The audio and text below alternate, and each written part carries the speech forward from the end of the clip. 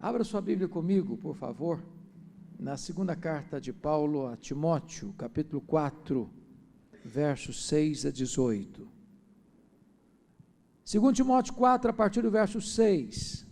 Paulo estava preso em Roma, na sua última prisão, e ao escrever este texto, que é a sua última carta, ele já escreve no corredor da morte. Já escreve como alguém sentenciado à morte. Essas são as últimas palavras dele, antes do martírio, reveladas nas Escrituras. E por isso, se você está passando uma situação difícil na vida, se você entrou aqui hoje meio abatido, porque as lutas são grandes, as dores são muitas, os vales são profundos, eu queria que você escutasse um pouquinho da história desse homem. E ele escreve para Timóteo, que está em Éfeso, e diz assim: Timóteo, quanto a mim, eu já estou sendo oferecido por libação, e o tempo da minha partida é chegado.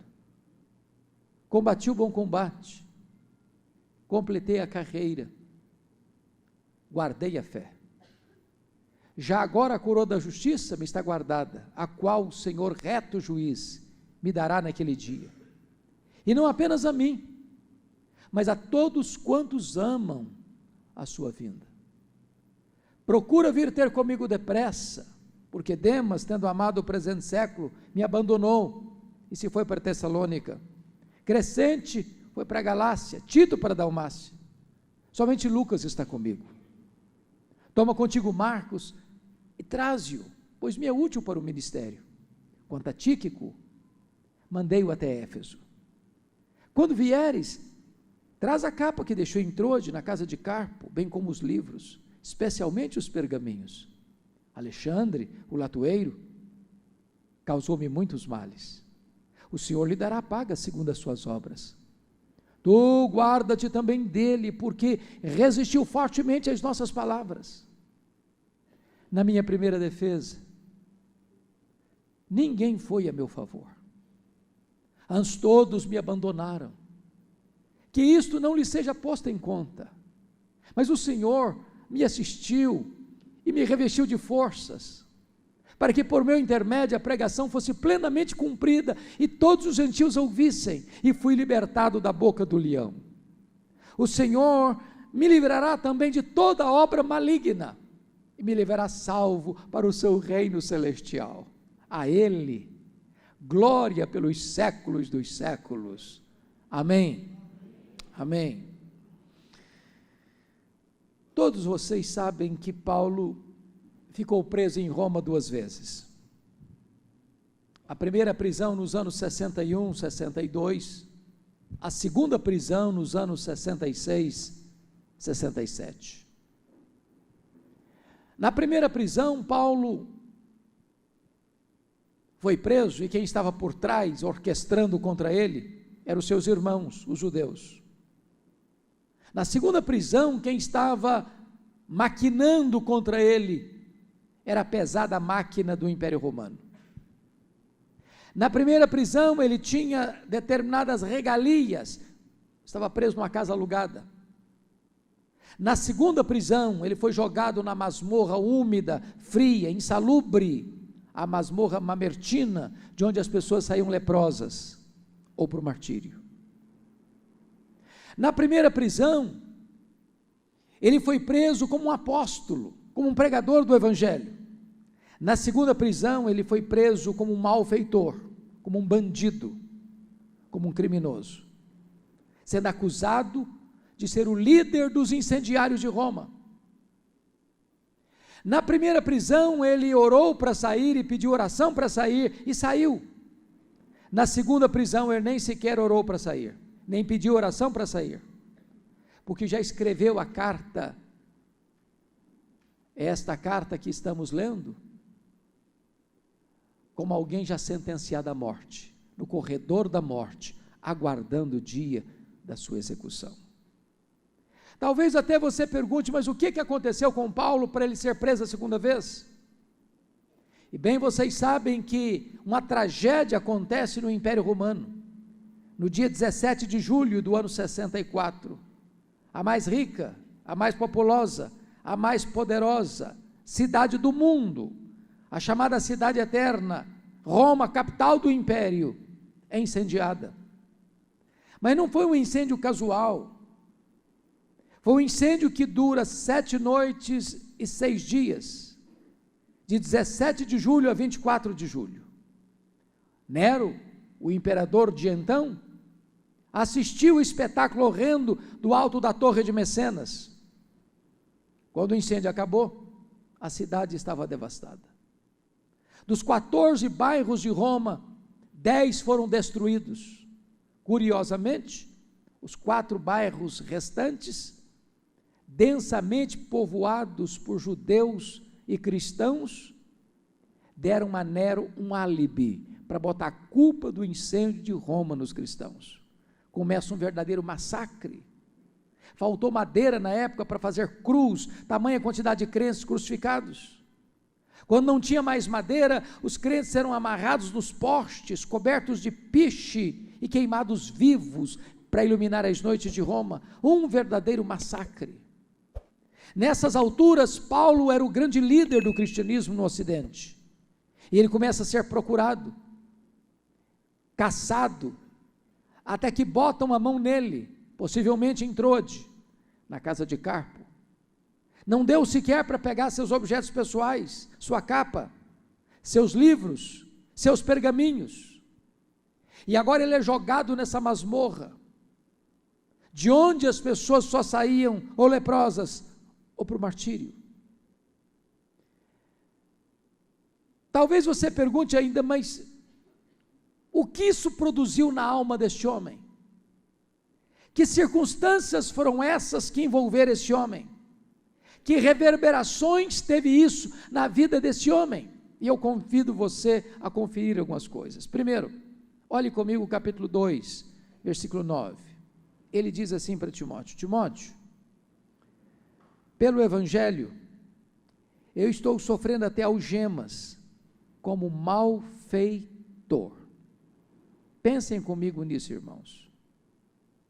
Pensem comigo nos fake news da época, nos comentários de corredor, ruas, vilas, cidades, campos, se comentava. Está sabendo da última? Aquele poderoso, aquele famoso pregador, está preso. Aquele homem chamado apóstolo Paulo, estava por trás do incêndio de Roma, é um malfeitor, é um bandido, é um criminoso, está preso. Já imaginaram como desconstruíram a imagem dele? Como arruinaram com a reputação dele? Como atacaram frontalmente a dignidade do caráter dele? É como soltar um saco de penas do alto de uma montanha, não se recolhe todas mais. Mas tem mais. Confira comigo o capítulo 1, versículo 15 dessa carta. Ele diz assim para Timóteo: Timóteo, tu estás ciente de que todos, não alguns, não a maioria, mas todos os da Ásia me abandonaram. Quem são esses da Ásia? São os membros das igrejas que ele plantou, direta ou indiretamente: Esmirna, Pérgamo, Tiatira, Sardes, Filadélfia, Laodiceia, Colossos, Hierápolis, Éfeso. Gente que conhecia Paulo, fruto do ministério de Paulo, agora se acovardam, agora se intimidam, e todos com medo de serem envolvidos nessa trama e receberem o mesmo destino do apóstolo, abandonam-no à sua situação de desdita e desamparo. Imagine o que isso provocou na alma de Paulo. Mas olha ainda, capítulo 1, versículo 8. Paulo diz assim: Timóteo, não te envergonhes, portanto, do testemunho de nosso Senhor, nem do seu encarcerado que sou eu. Irmãos, talvez nada mexeu mais com Paulo que isso aqui. Timóteo era o mais próximo colaborador de Paulo, era seu filho amado. Até Timóteo está com vergonha de Paulo. Até Timóteo está cheio de milindres, acovardado, sem se apresentar para dizer: esse homem não é um bandido, esse homem não é um criminoso, esse homem não estava por trás do incêndio de Roma, este homem é um homem íntegro, é honesto, um homem de Deus. Timóteo está com vergonha de se apresentar para defender Paulo. Mas tem mais.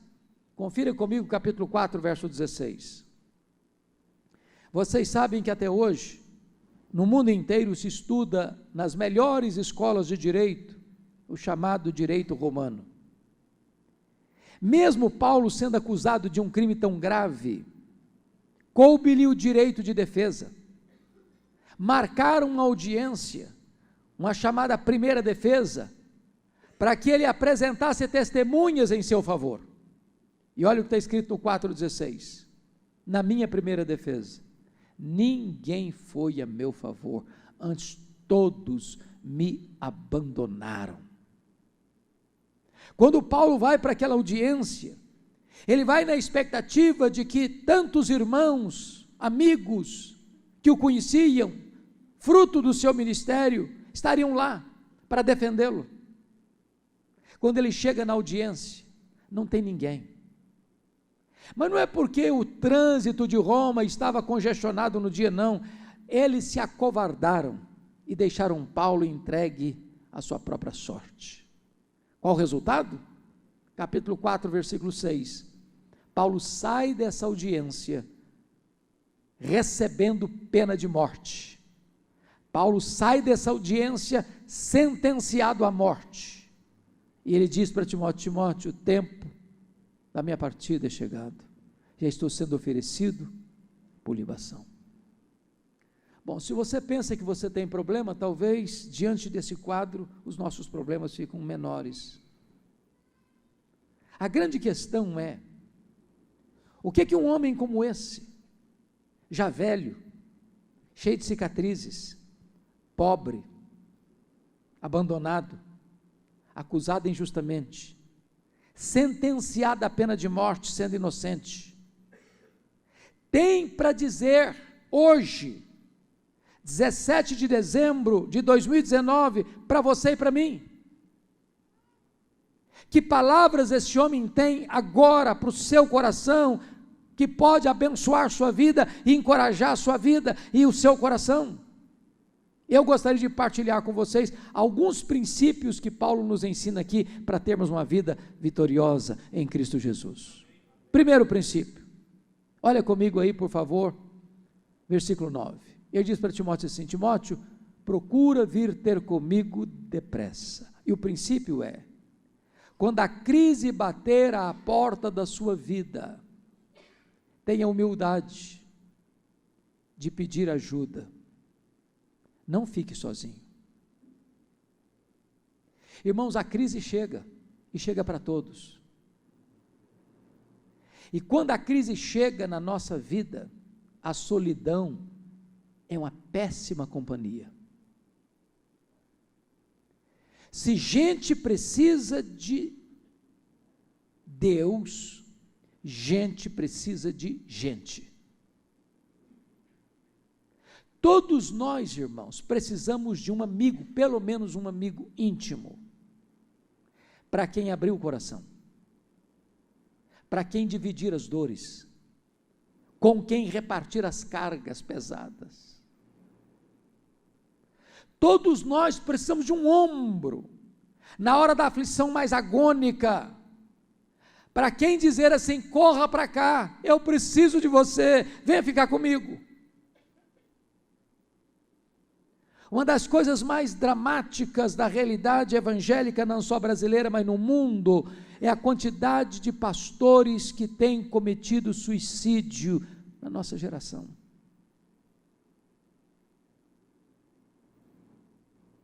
Cresce espantosamente o número de pessoas crentes que ceifam a sua vida. Vivemos no século, irmãos, de mais de 7 bilhões de habitantes, e o tempo das comunicações quase que milagrosas, mas vivemos na solidão.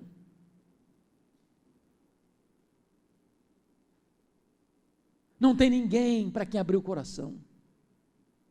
Não tem pontes de amizade tão estreitas, a ponto de ter liberdade de dizer, vem ficar comigo, vem depressa, eu preciso de você, corra para cá, eu preciso de um ombro, eu preciso de abrir o coração, eu preciso de companhia, eu preciso de ajuda. Segundo princípio, confira comigo o versículo 10.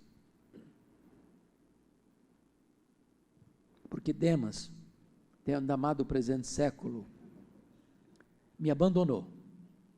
E o princípio é esse: quando as pessoas abandonarem você, quando as pessoas decepcionarem você, não faça registro de mágoas. Põe o pé na estrada, continue caminhando. O que eu vou dizer a vocês agora não é uma possibilidade, é um fato. As pessoas nos decepcionam. E nós decepcionamos as pessoas. Isso não é se, é quando. A questão não é o que as pessoas vão fazer com você. A questão é como você vai reagir a isto. Se você guardar mágoa, se você ficar ruminando esse ranço, você perde a alegria, você perde o sono, você perde a paz, você perde a saúde, você perde o foco.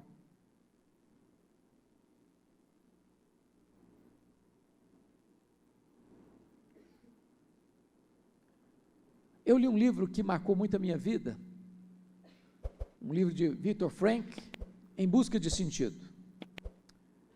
Viktor Frankl é o pai da logoterapia, um judeu que ficou preso no campo de concentração, na Polônia, e sobreviveu ao campo de concentração. E ele disse duas coisas no livro que valem o livro. A primeira delas, ele disse o seguinte: as pessoas que sobreviveram aos campos de concentração não foram as pessoas que lutaram para sobreviver, mas as pessoas que, inobstante essa situação, ajudaram outras pessoas a sobreviverem. Se a sua vida é centrada em você, se você fica olhando só para o seu umbigo e apenas tomando a medida do seu pulso, você não suporta a crise. Você se sente a vítima do universo e perece. Mas se você é alguém altruísta, que apesar da dor, apesar da enfermidade, apesar do problema financeiro, apesar das injustiças sofridas, você ainda quer cuidar de alguém, Deus lhe capacita a passar pela crise e prevalecer. A segunda coisa que ele diz no livro, é que a única coisa que ninguém pode tirar de você, é o direito que você tem de tomar as suas decisões e fazer as suas escolhas. As pessoas podem tirar seus bens, as pessoas podem tirar sua liberdade, as pessoas podem tirar sua saúde, as pessoas podem tirar sua família, as pessoas podem tirar sua própria vida, mas ninguém tem o direito de decidir quais vão ser as suas escolhas. A pessoa fala mal de você, você fala bem dela.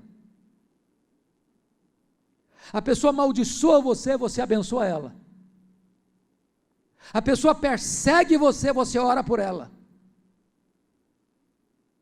Esse é um direito inalienável que Deus lhe deu. Se alguém machucar você, fica remoendo isso não. Toca a sua vida. Põe o pé na estrada, continua seguindo. Terceiro princípio.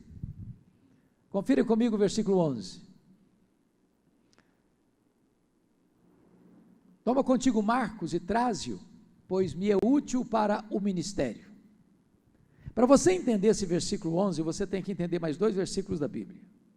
O primeiro deles é Atos 13:13. Lembram lá que em Atos 13:13, Paulo, Barnabé e Marcos, chamado também de João Marcos, primo de Barnabé, acontece um fato. Esse Marcos, que era jovem, abandona os 2 missionários e retorna para Jerusalém, para a casa da sua mãe. A pergunta é por que esse Marcos abandonou os 2 missionários? A Bíblia não tem uma resposta objetiva para esta questão. Há 3 possibilidades, pelo menos. A primeira delas é que esse Marcos era muito jovem e, ao sair com os missionários, pensou que missões fosse turismo. Quando ele percebeu que não era, se decepcionou. É uma possibilidade. Segunda possibilidade é que, quando eles saíram de Antioquia, o líder da caravana era o seu primo, Barnabé. O Espírito Santo não mandou separar Saulo e Barnabé. O Espírito Santo mandou separar Barnabé e Saulo. Barnabé era o líder. Só que em Pafos o comando muda de Barnabé para Paulo. E aí ele deve ter pensado, sob a liderança do meu primo eu tinha coragem de ir, na liderança do outro eu não vou não. Terceira possibilidade. Está escrito em Gálatas 4, de 12 até 16, que Paulo pregou o evangelho pela primeira vez na Galácia, Antioquia da Pisídia, Icônio, Derbe e Listra, por causa de uma enfermidade física. Que enfermidade física era essa? Talvez o mesmo que ele disse em 2 Coríntios 12, 7, que lhe foi posto um espinho na carne, mensageiro de Satanás, para lhe esbofetear, a fim de que ele não se ensoberbecesse. Pergunta de nota de rodapé: o espinho na carne de Paulo veio de Deus ou de Satanás? E a resposta óbvia é: veio de Deus. E por que você sabe?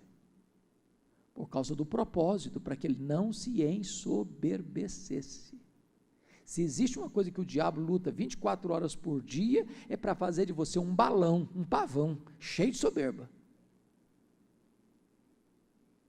Mas se o espinho na carne, então, veio de Deus, como é que Satanás batia na cara de Paulo com ele?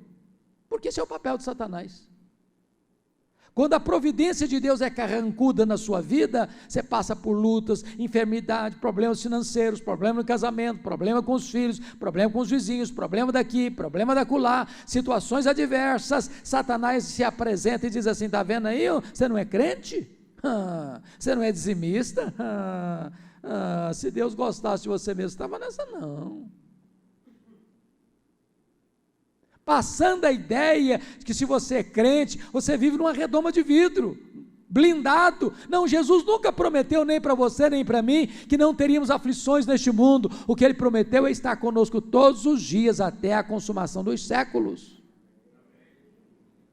Dizem os historiadores que essa região onde Marcos abandonou os 2 missionários, perto da Panfilha, Atos 13:13, era uma região pantanosa, alagadiça, com forte incidência de malária. Provavelmente Paulo pegou a malária aqui, que dava uma alucinante dor de cabeça, que afetava inclusive a visão. E tanto é fato que, quando Paulo deixa essa região pantanosa aqui de baixo e sobe as montanhas do Cáucaso, lá para a Galácia do Sul, para onde ele ia na primeira viagem missionária, ao chegar lá, os crentes queriam arrancar os próprios olhos, se pudessem, para dá-los a Paulo. Então é provável que esse Marcos deve ter pensado assim: estou muito novo para ficar doente, eu vou voltar para a casa da minha mãe. Esse é o primeiro texto que você tem que entender. O segundo texto que você tem que entender para interpretar o versículo 11, é Atos 15, 36 a 41. Depois dessa viagem missionária, enfrentaram o problema com os judaizantes e convocaram um concílio em Jerusalém para resolver o problema doutrinário da igreja. Resolvido o problema doutrinário da igreja, está escrito em Atos 15, 36, que Paulo chega para Barnabé e diz: ô Barnabé, vamos visitar aqueles irmãos que nós ganhamos para Cristo, vamos visitar aquelas igrejas que nós plantamos, vamos lá encorajar aqueles irmãos.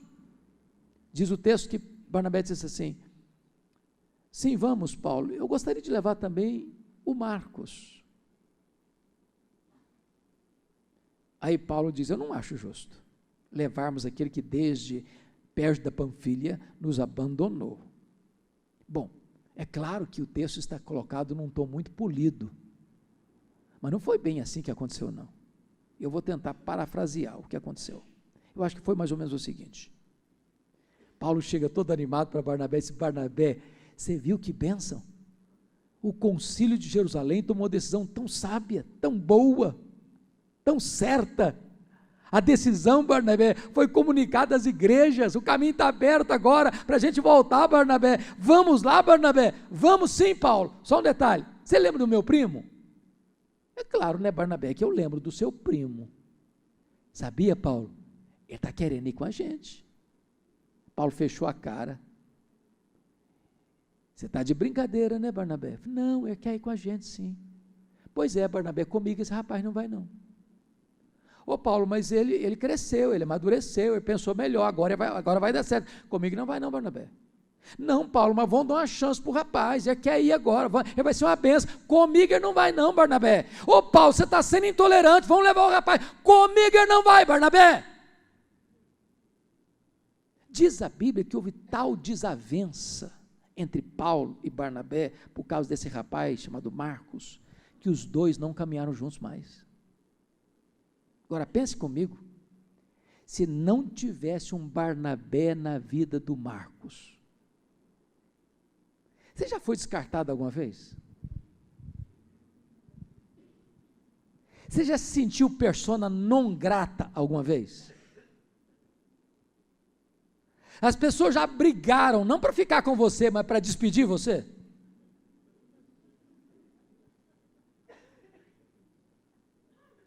Pois bem, Barnabé pegou Marcos rejeitado, disse: vem cá, meu filho, vou investir em você. Levou o Marcos lá para Chipre. Paulo pegou Silas, foi para outros cantos. Deus abençoou esse Marcos, ele cresceu. Mais tarde Pedro o discipulou. Foi o primeiro evangelista a escrever. O evangelho de Marcos foi o primeiro evangelho a ser escrito.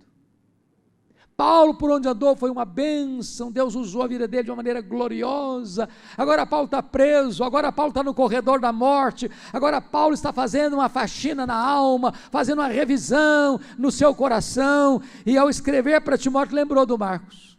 Ele escreveu assim: ô Timóteo, quando você vier, meu filho, você traz o Marcos com você, ele me é útil para o ministério. Sabe o que Paulo está nos ensinando aqui, irmãos? Você nunca é tão grande como quando você é humilde. O que Paulo está nos ensinando aqui é que você não perde a sua autoridade espiritual ao reconhecer os seus erros e ter coragem e humildade para pedir perdão. O que Paulo está nos ensinando aqui, meus irmãos, é que nós não temos o direito de avançar na vida, deixando pessoas feridas pelo meio do caminho, que nós mesmos ferimos. O que Paulo está nos ensinando aqui é que nós deveríamos construir pontes de reconciliação, onde um dia nós mesmos cavamos abismos de mágoas. O que Paulo está nos ensinando aqui é que nem você, nem eu estaremos preparados para morrer, se nós temos pendências de relacionamentos na nossa vida. É hora de consertar aquilo que nós fizemos de errado no passado. Ter a coragem, ter a humildade de pedir perdão. Quarto princípio. Olha comigo, por favor. O versículo 13 e 14. Aliás, vamos pegar o 14 primeiro. Alexandre o latoeiro causou-me muitos males. O Senhor lhe dará paga segundo as suas obras. Tu guarda-te também dele, porque resistiu fortemente às nossas palavras. O princípio aqui é o seguinte: quando alguém deliberadamente fizer o mal contra você, não redalie. Não dê o troco, não pague na mesma moeda, entregue esta causa para Deus.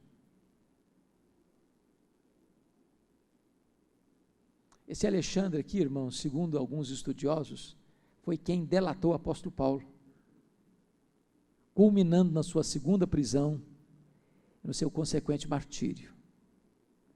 É aquele tipo de gente que puxa o seu tapete, que apunhala você pelas costas, que chora quando você se levanta e celebra quando você cai. Quando alguém faz o mal para você, o que é que você faz? Dá o troco?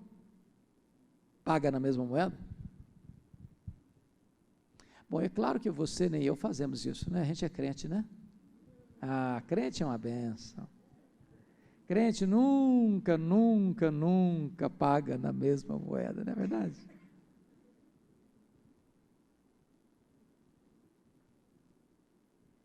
Mas você não faz isso não, mas você fala assim lá no coração, fulano, eu não vou fazer não. Mas o seu dia vai chegar. E quando o seu dia chegar, a minha vitória vai ter sabor de mel.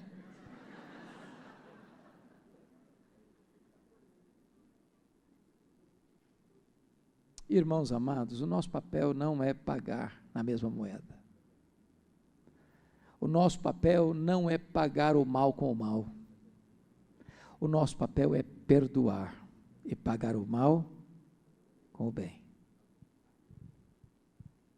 Não tem cristianismo, irmão, sem exercício de perdão, não tem.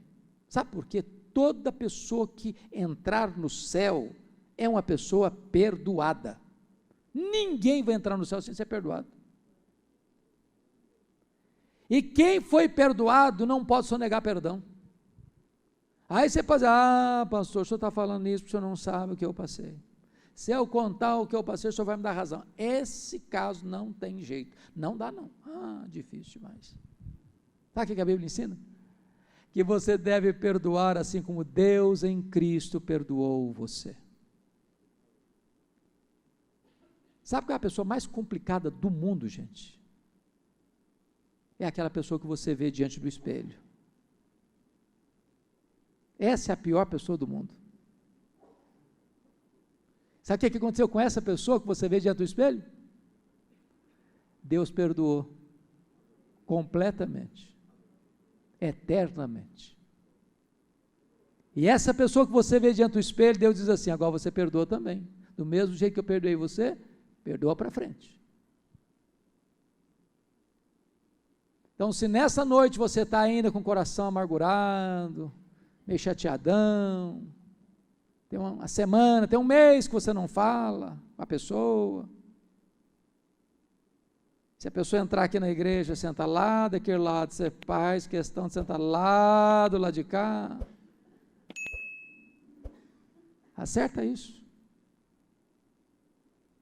fica guardando mágoa não, porque enquanto você guardar mágoa, você não tem comunhão com Deus, nem tem paz no coração. Perdoa e entrega essa causa para Deus. Só Deus sabe mexer com isso. Você e eu não sabemos não. A mim me pertence a vingança, diz o Senhor. Eu retribuirei. Seu papel, meu papel é perdoar.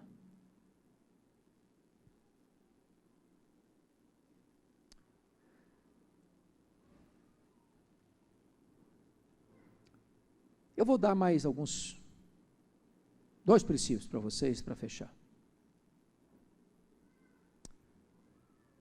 Um outro princípio que Paulo está nos ensinando, confira comigo, está aí no versículo 21. Nós não lemos o 21, vamos ler agora. Ele diz assim para Timóteo, Timóteo, procura vir ter comigo antes do inverno. Notem que Paulo no verso de número 18, fecha o assunto, termina a carta e põe um amém. Depois ele faz uns pós-scriptum. Quando chega no 21, ele está dizendo assim, ô Timóteo, quando eu falei para você vir depressa, eu não fui muito claro não, porque depressa eu não sei o que é, pode ser um dia, pode ser uma hora, pode ser uma semana, pode ser um mês, o que é depressa? Depende. Então, assim, quando eu quis dizer para você vir depressa, eu estou querendo dizer, venha antes do inverno. Mas por que ele diz isso? Porque no inverno não se navegava com segurança. Eram 3 meses que não se podia navegar com segurança. Então ele está dizendo o seguinte: ô Timóteo, quando você vier, filho, mas venha logo, mas venha depressa, mas venha antes do inverno. Sabe por quê? Se você esperar os 3 meses do inverno passar para você vir, quando você chegar aqui não adianta mais não, eu já terei sido executado. Então, se você quer estar comigo, meu filho, tem que vir agora, antes do inverno. Qual o princípio aqui? O princípio é este: há coisas na vida que ou você faz hoje, ou nunca mais você vai ter chance de fazer.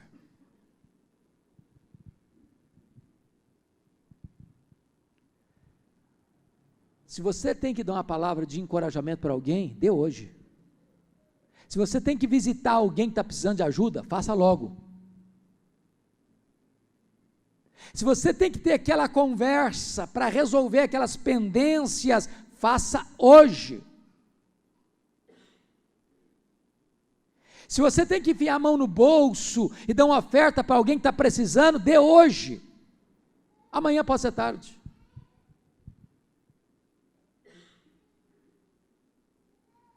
Deixa eu fazer uma perguntinha simples aqui. Quem aqui hoje tem o privilégio de ter pai e mãe vivos? Que bênção, louvado seja Deus. Vocês são altamente privilegiados. Faça-me o favor de não passar mais de uma semana sem dar uma ligada para os velhos. Se morar na cidade, passa lá. Pelo menos 1 ou 2 vezes por semana. Procura saber lá se os velhos estão precisando de ajuda. Vocês estão comendo só ovo frito, porque a carne subiu, você está comendo filé mignon, os velhinhos estão comendo ovo frito só. Vai lá. Faça o melhor hoje, para você não chorar a dor do remorso amanhã. Eu não sei, pastor Júnior, como o senhor vê isso, como você vê isso, mas algumas coisas na nossa cultura que são incompreensíveis. E 2 coisas me marcam muito na nossa cultura. A primeira coisa que me marca na nossa cultura é que eu não conheço ninguém que receba mais elogios do que defunto. Já viu? O cara morre, ele é coberto de elogio, imagina uma pessoa maravilhosa, todo mundo elogia, é uma rasgação de seda em cima do caixão que não tem mais fim. A pergunta é se aquela pessoa escutou alguns daqueles elogios em vida, porque morto não escuta mais nada. Não adianta elogiar morto, ele não fica feliz com isso. Se você tem que elogiar alguém, elogie em vida. Mas tem muita gente santarrona que diz: não, esse negócio de elogiar é um perigo. Ih, esquece. Gera soberba. Só fica orgulhoso, cheio de bobagem. Sabe o que a Bíblia ensina? O que a Bíblia proíbe é hipocrisia. Isso a Bíblia proíbe. Mas a Bíblia recomenda você elogiar. Uma palavra boa, na hora própria, é um bálsamo no coração. Aprenda a elogiar. Quer ver outra coisa que me choca? Defunto recebe mais flores do que vivos. Dá para entender isso? Mas dá para entender isso? Eu fui num funeral certa feita e contei 86 coroas de flores. E eu fiquei do lado olhando. Coitado do defunto. Consegue cheirar um botão de rosa a mais. Para que tanta flor para ele? Mas sabe por que os mortos recebem mais flores do que os vivos? É porque a voz do remorso é maior do que a voz da gratidão. Você tem que dar flor para alguém, dê em vida. Eu sei que aqui na igreja de Filadélfia os homens são todos cavalheiros e maravilhosos. Não tenho dúvida disso. Todo marido aqui leva flor para a esposa. Aniversário de casamento, aniversário da sogra, é coisa maravilhosa. Agora, também eu conheço lugar, não é o caso aqui, com certeza, de maridos que nunca nunca leva um buquê de flor para a esposa. Agora, no dia que essa abençoada morrer, sabe o que vai acontecer? Esse cara que nunca deu uma flor para a esposa, passa na floricultura e encomenda uma coroa, mas grande, e nem pede desconto. A coitada que nunca ganhou uma flor, recebe uma coroa na morte. Dá para entender isso? Se você tiver que mandar flores para alguém, manda em vida.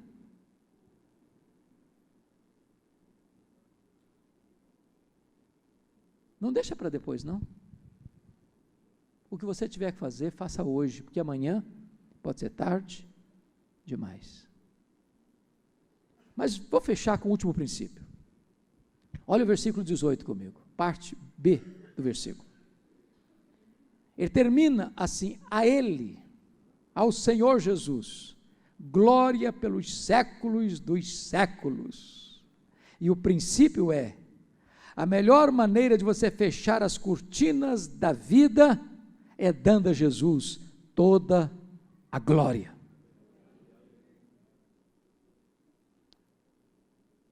Eu fico pensando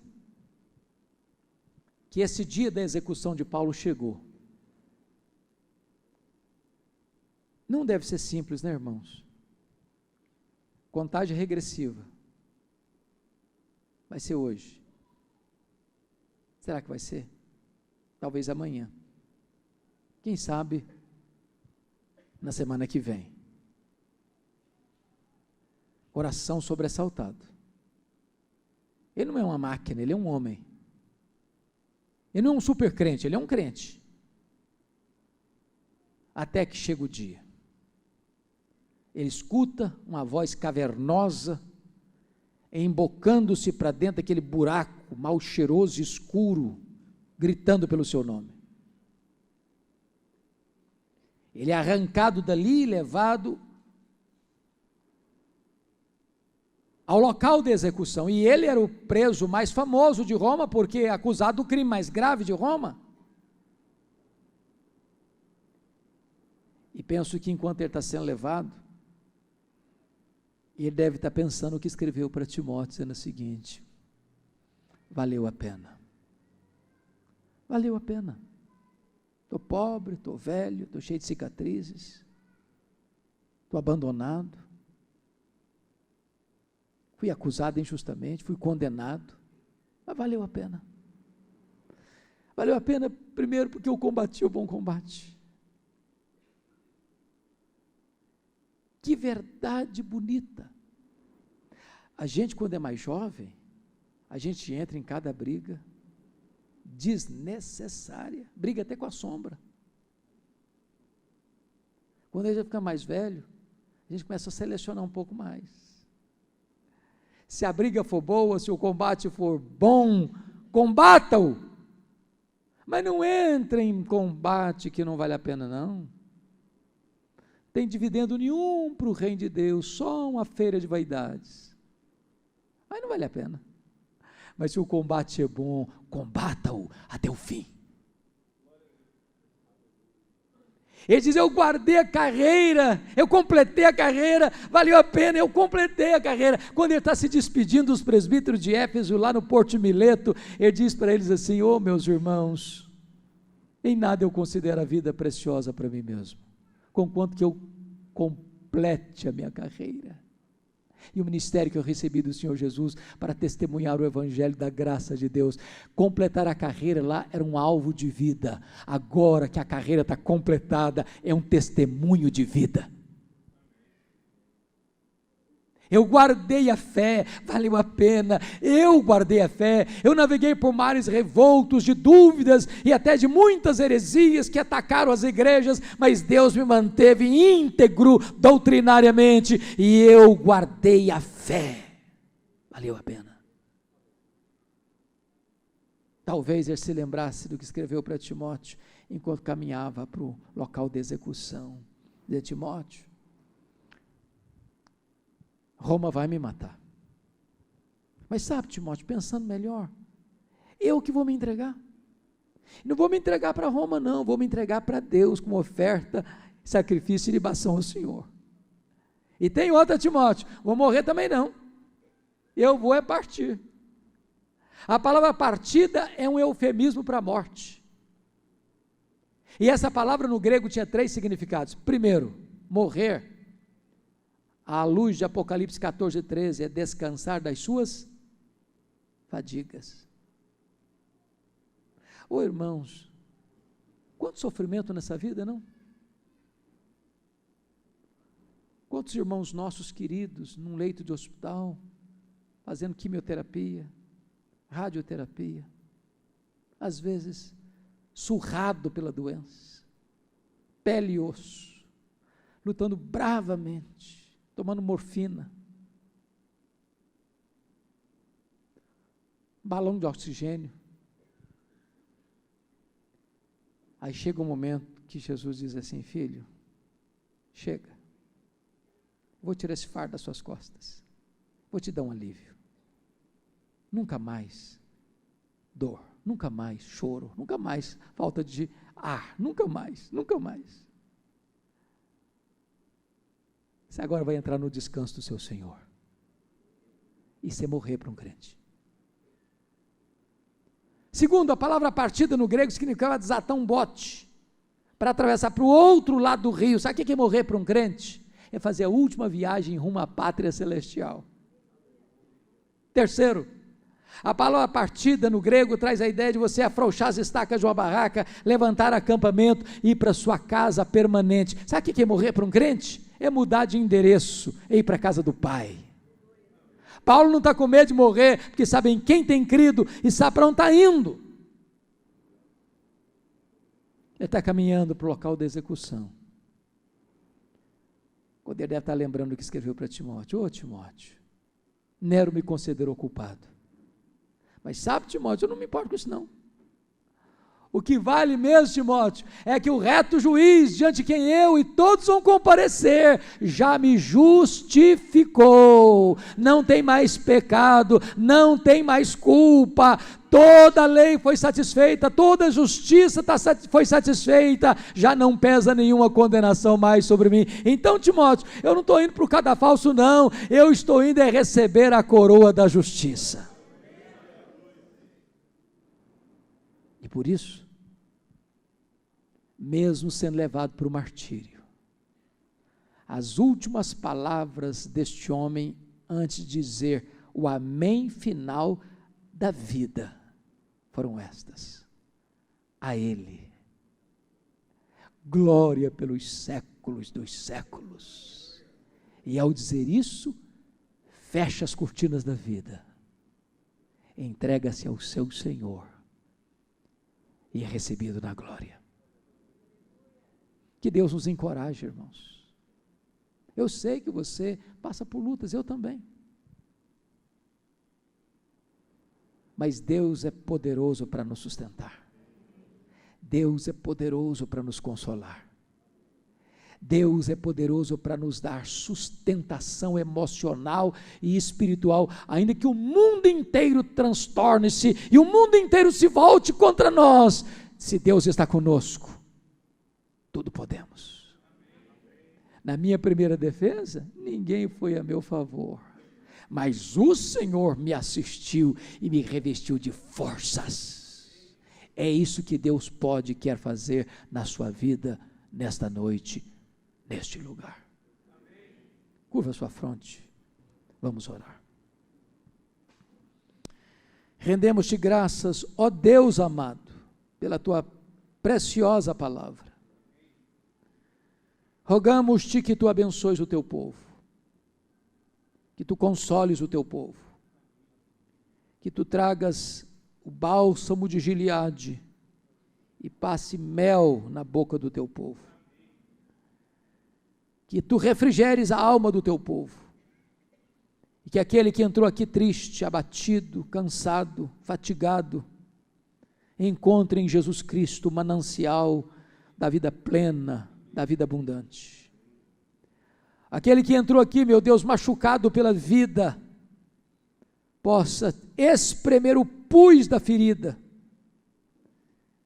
e encontrar o óleo terapêutico da graça, e sair daqui tratado, curado, restaurado para a glória do teu nome.